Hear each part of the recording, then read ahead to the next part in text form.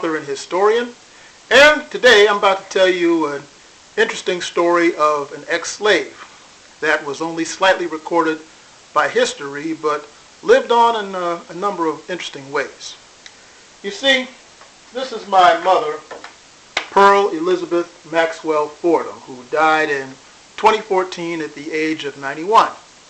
Now, when I was adopted when I was a child at 1965, and so that meant that my parents were in their 40s when I was adopted, which means that they came of age in the 1930s and 40s when they actually knew many ex-slaves in their families. And one of these ex-slaves was my great-grandfather, who raised my mother. And that was this man who I grew up hearing a whole lot of fascinating stories about.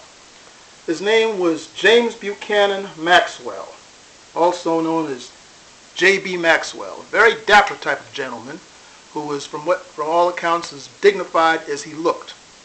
And here's his story.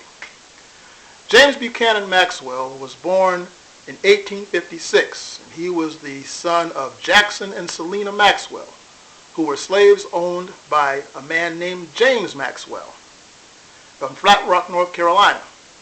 Now he was later named J.B. Maxwell, after James Buchanan Maxwell, who was the president at the time he was born. And of course that distinguished him from the slave master James Maxwell. Anyway, after the Emancipation Proclamation came about, J.B. and his parents and brothers and sisters they literally walked from Flat Rock, North Carolina, down to Mount Pleasant, South Carolina, near Boone Hall Plantation, where there was another branch of their family and they wanted to be reunited. Now that information was given to me by Cheryl Washington James, who, like me, studies the history of my maternal family, and in fact it was her that provided me with this picture of J.B. Maxwell. Anyway, somehow at some point J.B. became an educated man. Exactly how or where, we don't know, but we do know a couple of interesting things though. In 1876, he married this lady who was my great-grandmother, who also raised my mother. Her name was Rebecca Mitchell Maxwell, and I remember seeing this picture in our house when I was a child. Now, her story is also interesting in that her father, who was my great-grandfather, according to the family legend, he was supposed to be whipped by the master one morning. But the very morning he was supposed to be whipped, the Union Army rode onto the plantation and stopped the whipping and read the Emancipation Proclamation, and thus the family was freed, and my great-great-grandfather didn't get whipped. Now, I retold that story in slightly fictionalized form in this book, Mr. Potts and Me, which was a collection of the stories that I grew up hearing as a child. Anyway, J.B. went on to become a major community leader. He founded a grocery store, general type store in Mount Pleasant, and he also became the first black notary public in Mount Pleasant, South Carolina. And my mother used to always talk about how J.B. was one of the few black men who voted in his time. Well, there's some documentary evidence of that, believe it or not. In the time of J.B. Maxwell, you had the Reconstruction era, which was the period where blacks were voting and taking office in the South between 1868 and 1876. And it was for another few years, black people continued to vote.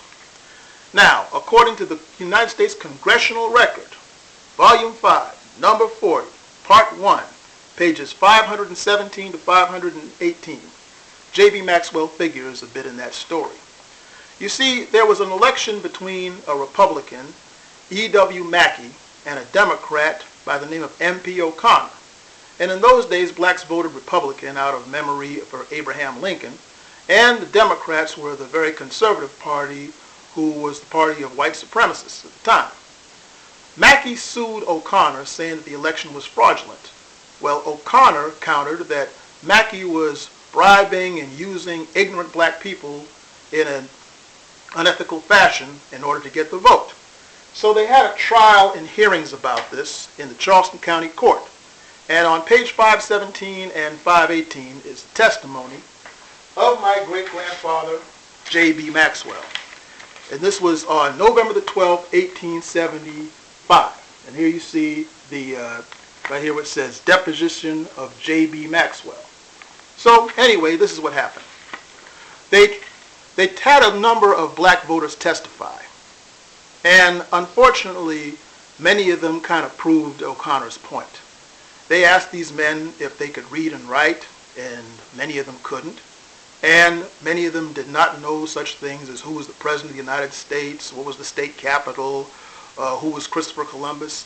They basically tried to prove that these guys were ignorant and didn't know what they were doing. And unfortunately, with many of them, you have to remember now, these are ex-slaves who didn't get a chance to go to school. So many of them just didn't know these things, and they wound up, proving O'Connor's case in many cases. But then J.B. was an exception. A gentleman by the name of G.R. Walker cross-examined J.B. Maxwell, as I said before, on November the 12th, 1879. And this is what he said. How old are you? He said, 24. When were you born? He told him. And so he said, can you read? And my great-grandfather said, yes, sir. And Walker actually said, you can? And he said, yes, sir. You can read you read your ticket? And he said, yes, sir. And you read all the names on it? He said, yes, sir. And the court was in shock. But my grandfather stood his ground. So he went on to ask, were you molested in voting at all? He said, no, I was not. Anybody troubled you? No. The Democrats interfere with you in any way? No. Did the United States supervisor see you vote? He said, I don't know if he did or not. He was so far from the box that he could not see when I put my ticket in the box. Was he 15 feet away from you? I was before him. Was he in a position to see you? If he got up and stood up, he could. Was anyone between you and him when he got up? There were a great many people around there, but I could not tell you if they were between or not. And this went on for a while, but my great-grandfather showed intelligence and dignity that, yes, he knew what he was doing, and yes, he knew who and what he was voting for. And this made him a hero in the community in which he lived. And stories like this passed down to the generation. And thanks to my cousin Cheryl Washington James, who retrieved that document, now we have the proof. He also appears in another really interesting document too. As I mentioned, my mother used to always say that he was the first black notary public in Mount Pleasant, South Carolina. And some years ago, I was asked to participate in a program where I was helping to do some research on Edmund Jenkins. And some of you may have seen that video. Edmund Jenkins was the black town marshal in Mount Pleasant, South Carolina, during the Reconstruction and post-Reconstruction era. And I wrote about him in my book, True Stories of Black South Carolina. And I did a video on him several years ago that you can still find on my YouTube page. But at the ceremony where they were unveiling a marker for Edmund Jenkins, my cousin Dorothy Flood, who was also a historian, gave me this document regarding J.B. Maxwell that she found in the National Archives. And there you see his name right here, J.B. Maxwell, along with the Notary Public seal. And I burst into tears, and I eventually showed it to my mother, who was still alive at the time, and she looked at it and smiled and said, yes, that's Papa's handwriting.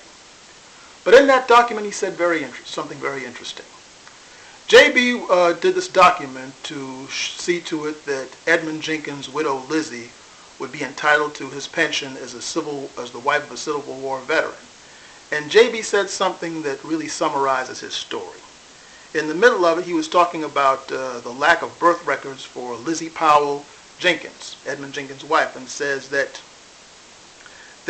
there was confined no evidence of her birth from the public record nor church record because there was none kept in those days. And you see, that's how a lot of this history got lost, because many of the ex-slaves grew up at a time when reading was forbidden to them. And so most of them were not people who were of the written word. So if they didn't tell the stories to the children and the children didn't listen, the stories were lost. And now, unfortunately, the generation that knew the ex-slaves is rapidly fading from us. So those of us who are in close proximity to old people who know these things have a duty to sit with them and record this stuff. And as for JB, on a personal note, I keep this picture in a prominent place in my house as a means of inspiration for me, that if this man could go through slavery and become such a dignified success, that what little troubles that I have today are minor in comparison, can be easily overcome. But hold up, just a second. Many of you are probably saying, now hold it. It's easy for you to say that because you had some educated family members, you had these ancestors and so forth to inspire you. What about those of us who may not even know our parents, may not even have ancestors that we can be proud of? Well, I get that because, I didn't know the JB story that deeply until I was a grown man. I heard my mother say things like this from time to time, but it didn't have the same impact on me until later. Plus, as I mentioned, I was adopted. I didn't find my own actual biological family until I was in my 30s. So I know how that is, not to be able to say that you had ancestors that you knew of to be proud of. But in case you didn't, there's still hope for you. The great educator Booker T. Washington, in his book Up From Slavery, this man who walked from Walden, West Virginia to Hampton, Virginia to get an education and went on to find the Tuskegee University down in Alabama and became a confidant of Queen Victoria and President Theodore Roosevelt, he had this to say about that situation. And now remember, Booker T. Washington was born a slave, never knew his father, knew very little about his mother. Listen to this. More than once I've tried to picture myself in a position of a boy or man with an honored and distinguished ancestry which I could trace back over a period of hundreds of years, and who had not only inherited a name but fortune and a proud family homestead. And yet I have sometimes had the feeling that if I had inherited those and had been a member of a more popular race, I should have been inclined to yield to the temptation and depending upon my ancestry and my color to do that for me which I should do for myself. Years ago I resolved that because I had no ancestry myself, that I would leave a record for which my children would be proud and which might encourage them to still higher effort. And I know a couple of Booker T. Washington's descendants, and he turned out to be correct. So even if you don't have those kind of ancestors of which you can be proud, you can make yourself into the type of person that others will be proud of you. This is Damon Fordham.